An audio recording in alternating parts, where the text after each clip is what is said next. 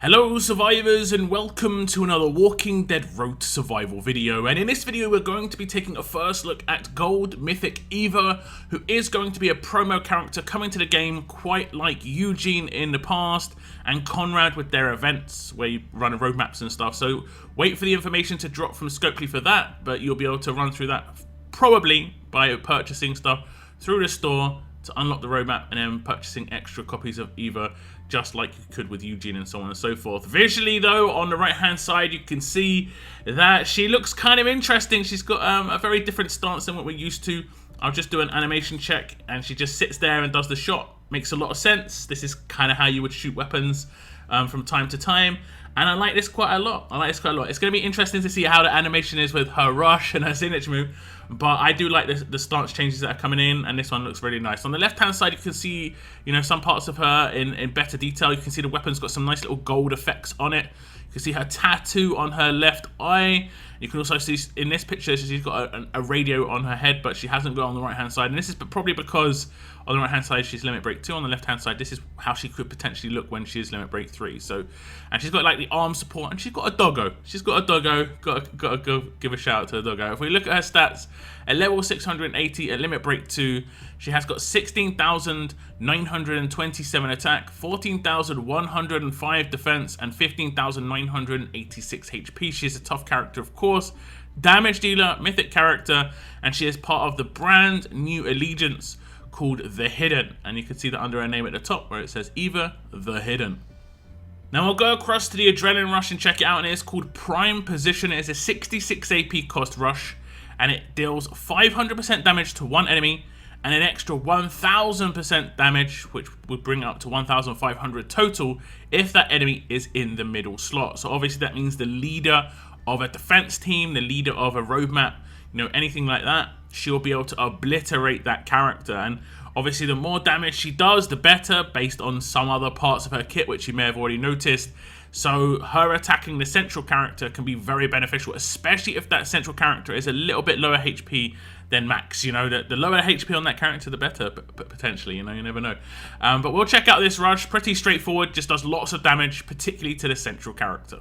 Okay, so I've got my rush up on Eva here, and you can see I can attack the central character. It's going to be amplified even more if they have defense down, and the lower their HP, the better, because you'll see something happen when I take her out. There should be a little bit of transfer damage, as you can see, to an adjacent character. It's because of other parts of her kit, which we will get onto later. But the more damage you can do to that central character, the better. You can just pure damage Eva up as high as possible. Just attacks that. And it's going to be the best, for her in terms of her kit so far. So while this rush is quite basic, I think it has got room to maneuver, as you can see. The upgrades, you only get a grade 4 upgrade, which in my opinion basically is a setup. When Limit Break 3 comes out, there's almost definitely going to be a Limit Break 3 upgrade here. It just looks too bare otherwise. I'm very surprised there is only one upgrade on here. And it is a 500% conditional damage upgrade at grade 4, which means that you would get, instead of 500% extra damage to the central character, it would be 1000% damage to the central character on top of the initial 500. So I think there's probably going to be a boost here. It could be a boost to the initial damage, maybe, or both. You never know. It could be a boost of 500% to the initial damage, which will also boost the secondary damage to 2000. Now that would be obviously insane. We do not know what the Limit Break 3 is going to bring, but I'm guessing that this rush here is definitely going to get an upgrade. But like I say, it is quite basic, but it paired with the right characters, even characters that just have defense down on a basic attack or defense down on their signature move where it's one target. You have characters like Gold Mythic Andrea who can do this, and also I think Harper as well. I think that's how I did the defense down in that last clip. And the combo of those two characters are going to be pretty easy to just get things off. And I will say that Eva can rush extremely quickly indeed. And that is because of her signature move. It is called Sustaining Shot. It has got an initial cooldown of turn 1, cooldown of 0 turns, number of uses unlimited, make a critical against 2 enemies for 100% damage each. This character gains 50% AP. If you're good at maths, you know that 50% of 66 is 33, and the signature move gives 35. She does not need any AP on attack on her weapon. She can go all out attack. You can give her boosts when it comes to, in the third slot, attack versus enemies based on their HP. You could give her crit. You could give her, you know, double attack. You could give her whatever you want. This definitely can double attack, but it also is a guaranteed rampage twice because it's going to crit, and this happens every turn she doesn't have her rush, which is every other turn. So she can do her signature move turn 1, rush turn 2, signature move turn 3, rush turn 4. Or signature move turn 1, be commanded to rush turn 1, and then signature move turn 3, be commanded to rush turn 3. So in the first 3 turns, when most people would do basic attack, signature move, rush, she's going to be doing 2 signature moves and 2 rushes potentially in the right setup. So to show you this in action, I'm just going to start from the beginning. This is turn 1. You can see I've done nothing. And I can just select any character, do her signature move, and get some double attacks in, get some rampages in, command her, and then I could potentially, you know, attack the right character to get extra damage and obviously some transfer some damage based on her specialist skill. So her initial turn 1 nuke is very high, and then, like I said, she's very one-dimensional. Attack stat is all she really needs. Maybe a little bit of crit, 1535 or a rampage. It really is up to you what you want to guarantee there. But if she's surrounded by 1535s, if you have a strong attacks weapon, 4 characters in the team that are strong, she's going to get a 40% attack boost off turn 1. And she's going to be doing huge amounts of attack. So yeah, I think the potential for her first turn nuke is really high. If I didn't take this team out, let's just defend on these characters. You can see she will not get a second turn anything because of how things work. You know, we're going to get 2 revives come in, but that's absolutely fine. And she would basically get this next turn. I'm going to have to do a basic attack here. Actually, I'm going to do two defense. And what's going to happen is the revives are going to come in. That's fine. We should see signature moves and stuff and rushes. It's not going to be too much of a problem, I don't think. And now she can do everything she already did again. You know, this is turn 3. This is the natural rush turn. And I can do everything I did once again. If I want to command again, I can do that. You know, the potential for her just in one turn, huge amounts of damage, especially teamed up with a command, is very high. And compared to the rush, this one has had a lot of upgrades, a huge amount of upgrades. You can see at grade 2, you get an extra 25% AP gain, so it goes from 25% to 50%. At grade 3, it gets a starting cooldown of -2, so it goes from a 3-turn cooldown down to a 1-turn initial cooldown, which is actually great. And then at grade 5, it gets a -1 cooldown, so it goes from a cooldown of 2 turns to a cooldown of 1 turn. And then at grade 5+, which is obviously limit break 1, it gets another -1 cooldown, so it goes to a 0-turn cooldown, which means you can do this whenever she can't rush. And it's very beneficial to be able to do this whenever she can't rush, because she's going to be able to get 50% AP every time she does this. And then lastly, at limit break 2, she gets an extra damage target. So instead of it being a guaranteed critical against 1 enemy for 100% damage, it is a guaranteed critical against 2 enemies, which is actually a pretty big deal, especially if she's got a rampage weapon. That's going to significantly increase the damage output that she can do on turn 1. And I'm pretty much going to put it out there right now that when Limit Break 3 comes around, I don't think this one's going to get an upgrade. It's extremely powerful. This is where a lot of the power is already, but it's had so many upgrades already. 5 upgrades compared to the Rush's 1. That's what I'm saying. When I saw the Rush with just 1 upgrade, it was just strange. It was just strange, honestly. But yeah, this one's had a lot of upgrades. It is very powerful, so it makes a lot of sense.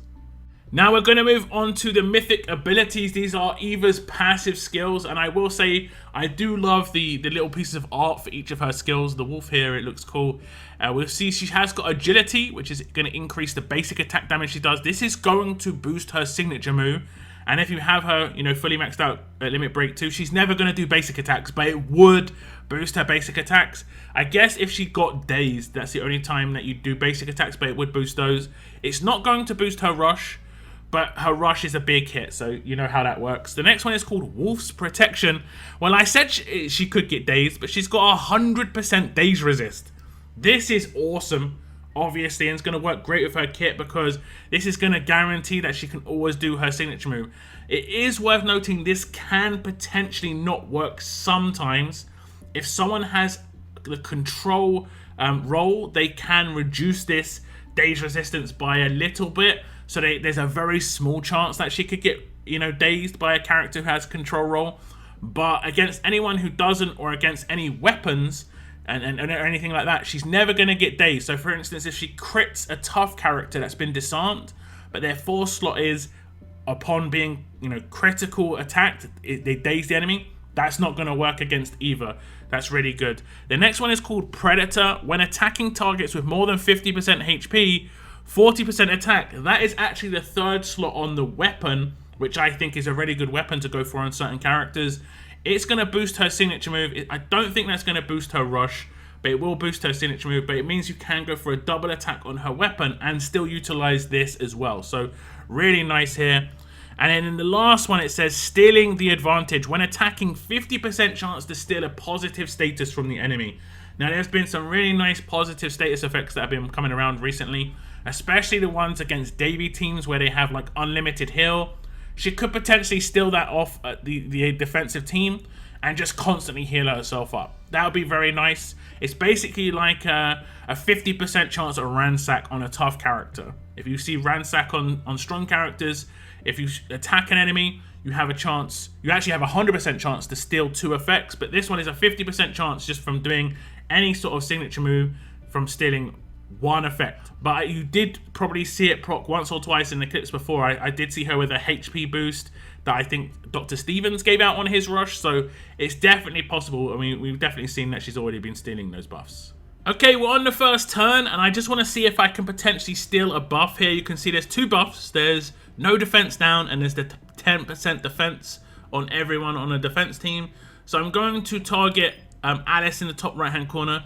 Keep an eye on Eva's avatar. You'll see the buff pop up above her name when it comes to attacking characters based on their HP. You should see all the effects that come out. You'll see the double attack come out, 40% crit, 40% attack, extra targets. She's getting a lot of stuff here. And she did steal a 10% defense buff, as you can see. She didn't steal it from her initial target. She stole it from her second target. I'm not sure who that was. That must have been Tara here, because she hasn't got a 10% defense buff. So it doesn't look like it has to be the first target on her signature move. It could be the second one, because that does obviously hit 2 separate targets with a critical hit.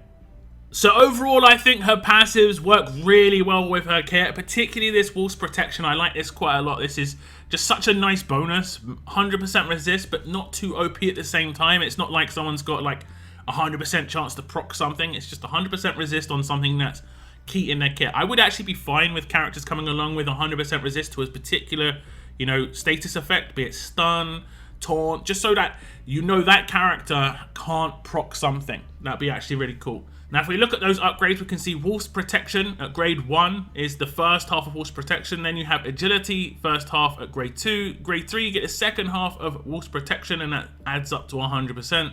You get the first half of Predator at grade 4. And then at grade 5, you get Stealing the Advantage. I believe that's the full amount of Stealing the Advantage, or at least the full amount that we have so far. Then we have Limit Break 1, Agility 2, which stacks with Agility 1. And then Predator 2 stacks with Predator 1. And Limit Break 2, that's where you can get the second half of that upgrade. So initially, you will only do a 20% attack boost if you are at grade 5 or below, or Limit Break 1 and below.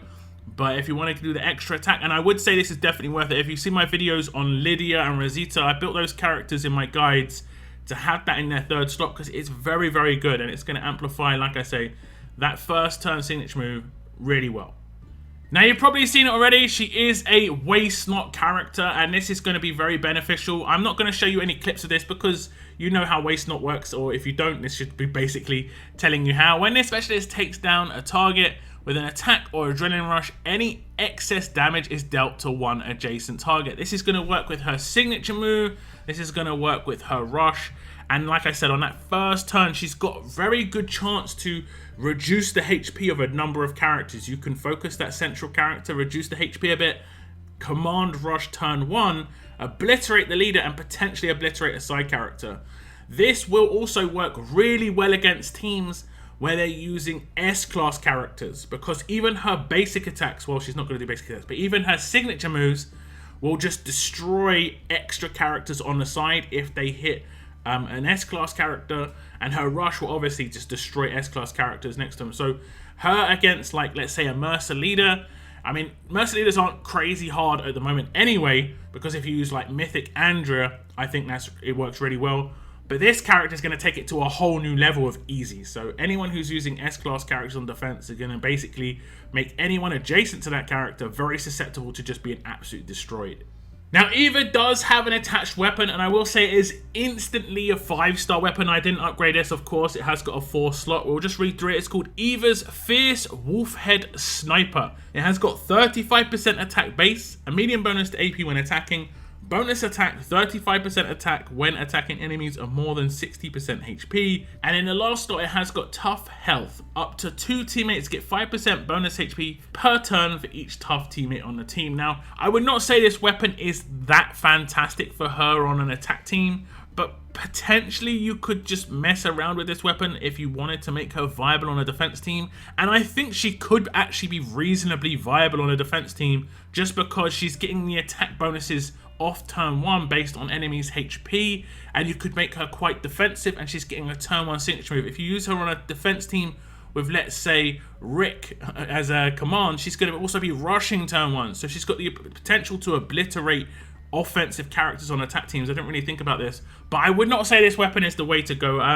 You could probably craft quite a better weapon than this if you wanted to make it defensive. It's kind of all over the place. It's got attack on one side of it, defensive stuff on the other side. I bet the only bonus is it's a 5-star weapon instantly. You don't have to upgrade it. You're not going to waste any armory tokens. But if you've got tough weapons already, ready to go, you can easily just slot them in her hands. You are going to get the visuals of her main weapon. It isn't going to change the visuals, so you are going to see the nice golden effects there. So that's going to be absolutely fine.